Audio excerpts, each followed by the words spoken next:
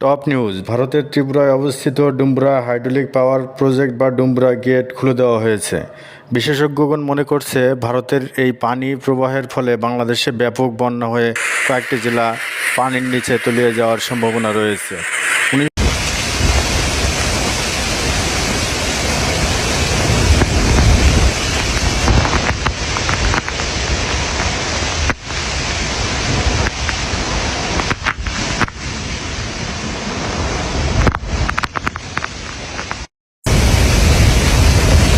ভারতের বন্যার পানি বাংলাদেশে প্রবেশ করাতে বাংলাদেশের ফেনী জেলায় বন্যার ব্যাপক অবনতি হয়েছে। ফেনীবাসীগণ দুর্বিষহ জীবনযাপন করছে।